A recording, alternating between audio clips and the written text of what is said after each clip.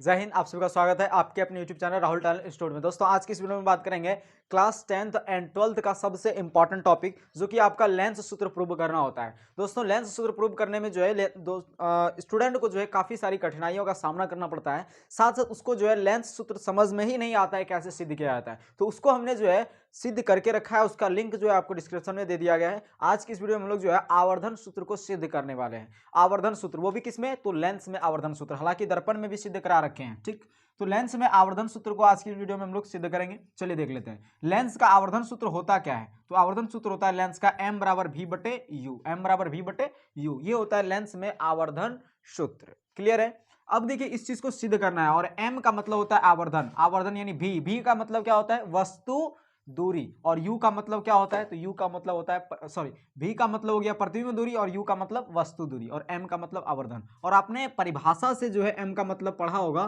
क्या होता है परिभाषा से, h डैश बटे h, ये परिभाषा से मतलब होता है। लेकिन सिद्ध जो किया जाता है वो यही चीज सिद्ध किया जाता है। तो आज की इस वीडियो में हम लोग जो है उस चीज को सिद्ध करेंगे, साथ साथ आपको पता भी चल जाएगा कैसे सिद्ध होता है। तो हम लोग सबसे पहले वैसा लेंस बना लेंगे या फिर हम लोग उत्तल लेंस में सिद्ध करेंगे, क्योंकि उत्तल लेंस अच्छा होता है, या फिर आप किसी भी लेंस में सिद्ध कर सकते हैं। उत्तल लेंस में हम लोग लेते हैं, सिद्ध करते हैं।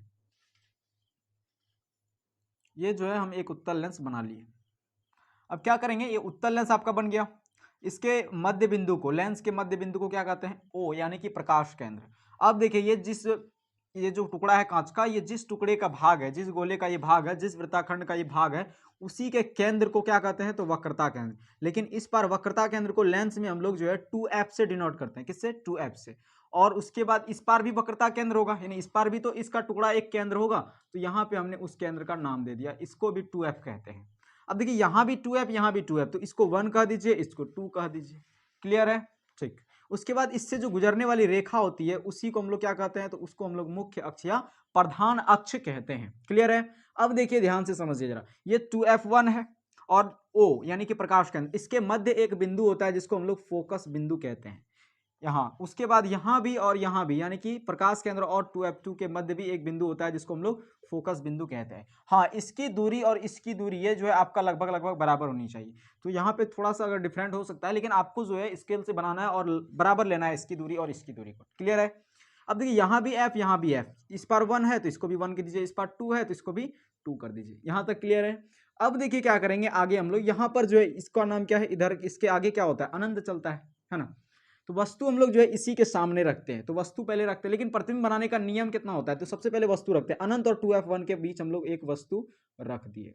अब ये वस्तु क्यों रख रहे हैं वो चीज आपको पता होगा क्यों रख रहे हैं, क्योंकि देखिए यहाँ पे वस्तु दूरी और प्रतिबिंब दूरी की बात हो रहा है। मतलब वस्तु जब तक नहीं रहेगा तब तक दूरी कैसे निकालेंगे, तो वस्तु तो लेना पड़ेगा, प्रतिबिंब भी निकालना पड़ेगा। तो वस्तु हम लोग ले लिए। अब वस्तु लेने के बाद क्या करेंगे, तो वस्तु तो ले लिए, अब उसके बाद क्या करें, तो अब जो है क्या करना है आपको, 3 नियम होता है लेंस में प्रतिबिंब बनाने का, 3 नियम होता है। अब प्रतिबिंब बनेगा तो लेंस में प्रतिबिंब बनाने का 3 नियम होता है। एक होता है क्या, कि समांतर जाएगी तो फोकस होकर गुजरेगी, तो ये वाला लगा देते हैं, समांतर गया है ना, तो कहां से गुजरेगा, ये फोकस होकर गुजरेगा, ये फोकस होकर गुजर गया, समांतर गया फोकस होकर गुजर गया। एक होता है कि अगर फोकस होकर जाएगी तो समांतर गुजरेगी, ये भी होता है। या तो ये वाला आप लगा सकते हैं कि भाई अगर प्रकाश केंद्र होकर जाएगी तो बिना मुड़े सीधे निकल जाएगी, तो प्रकाश केंद्र वाला लगा देते हैं, ये प्रकाश केंद्र से होकर गया और ये क्या हो जाएगा, बिना मुड़े सीधे निकल गया। तो जहां पे काटती है उसी बिंदु को हम लोग क्या कहते हैं, प्रतिबिंब कहते हैं। तो यहाँ पे आपका इसका प्रतिबिंब बन गया। अब अगर आप देखें तो यहाँ पे वस्तु इतने इस साइज का है और यहाँ पे वस्तु इस साइज का, यानी इससे तो छोटा बना, पूरा छोटा नहीं बना लेकिन छोटा बना। ठीक है, तो ये चीज आपका जो है सही हो गया, यानी ये चीज प्रतिबिंब हमने बना लिया। अब वस्तु का कुछ नाम दे देते हैं, इसका नाम हमने ए और बी दे दिया। इसके पैर का नाम ए है, यहाँ पे इसका पैर ए है। इसके मुख का नाम बी है तो यहाँ भी बी दे दिया। लेकिन ये भी ए बी, ये भी ए बी, तो इसको ए डैश कर दीजिए, इसको बी डैश कर दीजिए। क्लियर है यहाँ तक। अब देखिए आगे क्या करेंगे, तो ये चीज तो आपने बना लिया, यानी कि अब हम लोग को क्या करना पड़ेगा, अगला काम जो जो भी है, यानी जो जो निकला हुआ है, जो जो आपको प्रूव करना है पहले उसको लिख लीजिए। तो क्या क्या प्रूव करना है, आपका भी है, तो भी कौन सा लेंस लिए भाई, तो उत्तल लेंस, तो लिख लीजिए यहाँ पे उत्तल लेंस से, उत्तल लेंस से। तो उत्तल लेंस से लेंगे तो भी है, तो भी हमने लिख लिया। भी का मतलब क्या होता है, प्रतिबिंब दूरी। तो प्रतिबिंब कहाँ बना है, इस पार ना, तो प्रतिबिंब दूरी यानी इस पार जब मापेंगे दूरी तो वो किस में होगा, प्लस में। तो प्लस में है प्रतिबिंब दूरी, तो यहाँ पे लिख लेते हैं प्रतिबिंब दूरी, प्रतिबिंब दूरी। अब बताइए प्रतिबिंब दूरी क्या है, ओ ए डैश, ओ ए डैश। क्लियर है। अब देखिए प्रतिबिंब दूरी आपने निकाल लिया, यू, यू क्या है तो वस्तु दूरी, वस्तु दूरी। अब यू कहाँ है, ये वस्तु दूरी है, यानी कि आपतित किरण के विपरीत दिशा में जो मापी गई दूरी होती है, आपतित किरण इधर चलता है लेकिन उसके विपरीत दिशा में जब दूरी मापते हैं तो वो माइनस में होता है, तो ओ ए बराबर हो गया ओ ए, ये किस में होगा, माइनस में। क्लियर है यहाँ तक, ठीक। अब देखिए यहाँ एच डैश भी है, एच डैश भी ले लीजिए परिभाषा के अनुसार से। एच डैश क्या है तो प्रतिबिंब की ऊंचाई, तो प्रतिबिंब यही है ना, तो प्रतिबिंब की ऊंचाई यानी नीचे मुख्य अक्ष के नीचे मापी गई दूरी ऋणात्मक होती है, तो यहाँ भी एच डैश किस में होगा, ऋणात्मक में। ये क्या है, प्रतिबिंब की ऊंचाई, प्रतिबिंब की ऊंचाई, प्रतिबिंब ऊंचाई, ठीक है। प्रतिबिंब ऊंचाई क्या हो गया, प्रतिबिंब ऊंचाई ए डैश बी डैश, ए डैश बी डैश। उसके बाद क्या है एच, यानी कि वस्तु की ऊंचाई। अब बताइए वस्तु की ऊंचाई, मुख्य यही है ना वस्तु, तो मुख्य अक्ष के ऊपर मापी गई दूरी क्या होती है, धनात्मक, तो धनात्मक हमने दे दिया। क्या है ये, वस्तु की ऊंचाई, वस्तु की ऊंचाई। तो वस्तु की ऊंचाई क्या है, ए बी, ए बी हमने लिख लिया।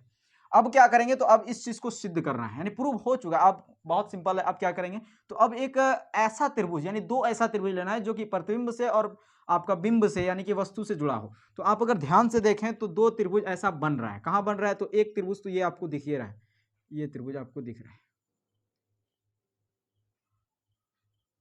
ठीक।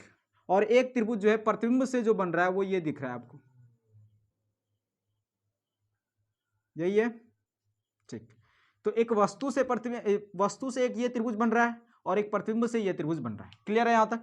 तो अब क्या करेंगे, इस दोनों त्रिभुज को हम लोग समरूप करना पड़ता है। तो समरूप कैसे करेंगे, तो यहां पे लिखेंगे त्रिभुज का नाम, त्रिभुज ए बी ओ, त्रिभुज ए बी ओ तथा त्रिभुज ओ ए डैश बी डैश, तथा त्रिभुज ओ ए डैश बी डैश में, ठीक है।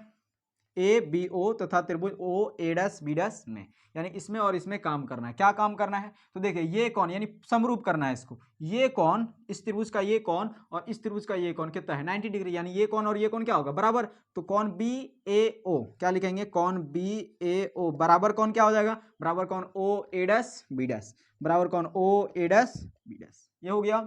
अब क्या करेंगे, तो देखिए ये कौन और ये कौन क्या है, एक सम्मुख कौन है। अब ये सम्मुख कौन क्या वाला है, तो देखिए ये आपने 9th क्लास में पढ़ा होगा कि सामने वाला कौन यानी कि शीर्षाभिमुख कौन क्या होता है, आपस में बराबर। ये अगर 30 डिग्री है तो ये भी 30 डिग्री होगा, ये अगर 45 डिग्री है ये भी 45 डिग्री, ये अगर 0 डिग्री है तो ये भी 0 डिग्री होगा। तो ये कौन और ये कौन क्या हो गया, एक सम्मुख कौन है, डमरू की आकृति का बन रहा है, तो सम्मुख कौन भी आपस में क्या होता है, बराबर। तो क्या लिखेंगे, कौन बी ओ ए, कौन बी ओ ए बराबर कौन क्या हो जाएगा, बराबर कौन ए डैश ओ बी डैश, बराबर कौन ए डैश ओ बी डैश।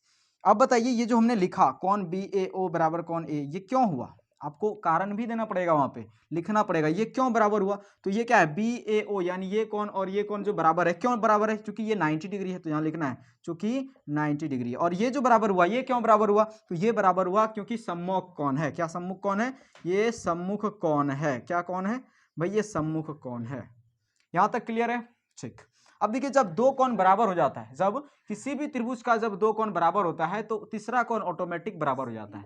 आप इस चीज को जानते होंगे, किसी भी दो त्रिभुज का अगर दो कोण बराबर होता है तो उसका जो तीसरा कोण होता है वो ऑटोमेटिक क्या हो जाता है, बराबर। और जब वो तीनों बराबर हो जाता है तो उसके भुजाओं, संगत भुजाओं का अनुपात क्या होता है, बराबर। यानी ये भुजा और ये भुजा का अनुपात कर देंगे, यानी मान लीजिए ए बी सी, ए और इसका नाम पी क्यू आर, अगर ए बी लिख दिए बटे में पी क्यू लिख दिए और बराबर अगर ए सी कर दिए और बटे में पी आर कर दिए, तो ये होता है इसका रूल। उसके बाद बी सी बटे क्यू आर बराबर होता है, समझ रहे हैं ये चीज, ठीक। अब क्या करेंगे, तो इसी तरह से ये त्रिभुज और ये त्रिभुज क्या हो चुका, समरूप। तो यहाँ पे लिखेंगे, क्या लिखेंगे, त्रिभुज ए बी ओ, समरूप त्रिभुज क्या है, समरूप त्रिभुज ओ ए डैश बी डैश, ये क्या हो चुका है, समरूप। अब देखिए जब ये समरूप हुआ, किस कारण से समरूप हुआ बताइए, ये एंगल की वजह से समरूप है, यानी दो एंगल की वजह से, ये एक एंगल और एक ये एंगल, एक ये एंगल और एक ये एंगल, तो दो एंगल की वजह से समरूप हुआ। तो यहाँ लिखेंगे एंगल समरूपता, यानी एंगल की वजह से ये समरूप हुआ। क्लियर है यहाँ तक, ठीक। अब देखिए जब ये समरूप हो गया तो इसके संगत भुजाओं का अनुपात भी क्या होगा, बराबर। यानी ए बी हम लिख सकते हैं यहाँ पे लिख सकते हैं क्या, ए बी बटे में क्या, ए बी लिख दिए, है ना।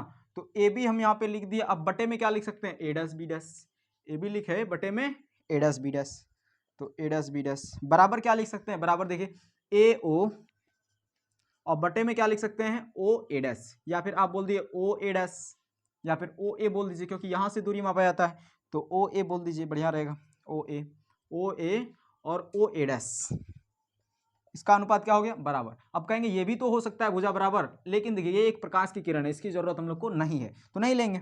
ये चीज आपका निकल के तैयार हो गया। अब देखिए ए बी को हम क्या लिख सकते हैं, ध्यान से देखिए ऊपर, ए बी को हम लिख सकते हैं एच, क्या लिख सकते हैं एच, तो एच लिख दिया। ए डैश बी डैश को हम क्या लिख सकते हैं, ए डैश बी डैश, देख लीजिए ए डैश बी डैश को हम माइनस का एच डैश लिख सकते हैं, बराबर हो गया। ओ ए को क्या लिख सकते हैं, माइनस का यू, माइनस का यू। और ओ ए डैश को हम क्या लिख सकते हैं, तो ओ ए डैश है ना, तो ओ ए डैश ये है, तो भी इसको लिख सकते हैं। यहां तक क्लियर है। अब देखिए, अब इसको क्या करेंगे, अगर इसको हम पलटी करते हैं, यानी कि अगर इसको पलटी करेंगे तो ये भी पलट जाएगा। क्यों अब इसको पलटी करेंगे, क्योंकि अगर इसको पलटी करते हैं तब जाके ये हमारा रूल फॉलो करता है। तो यहाँ पे लिखेंगे, क्या लिखेंगे, इसको नाम दे देते हैं समीकरण फर्स्ट, तो यहाँ पे लिखेंगे समीकरण फर्स्ट को पलटने पर, या फिर सिंपल सा आप पलट सकते हैं, यहाँ पे सिंपल सा आप लिख सकते हैं, इसका नाम भी जरूरत नहीं है, ठीक है। यहाँ पे हम इसका काम करते हैं, क्या है, ये अगर पलटी करेंगे यानी एच डैश ऊपर कर दिए, एच नीचे कर दिए, तो ये ऑटोमेटिक पलट जाएगा। यानी इसको भी हम लिख सकते हैं भी बटे यू, माइनस का, इधर भी माइनस है तो माइनस लिख दिए। अब बताइए माइनस माइनस खत्म, एच डैश बटे एच को हम क्या लिख सकते हैं, एम, एच डैश बटे एच को हम क्या लिख सकते हैं, एम, बराबर भी बटे यू, तो भी बटे यू ये यहाँ पे है ही, तो यही तो प्रूव करना था हम लोग को, यानी एम बराबर भी बटे यू, एम बराबर क्या हो गया, भी बटे यू। ये चीज क्या कर लिया आपने, प्रूव कर लिया इस चीज को। तो उम्मीद करता हूं इस चीज को आप जो है इजली तरीके से समझ गए होंगे, उत्तल लेंस में जो है कैसे आवर्धन सूत्र को सिद्ध किया जाता है। तो ये चीज आपका क्लियर हो चुका है। तो दोस्तों मिलते हैं अगले वीडियो में, तब तक के लिए जय हिंद, जय भारत।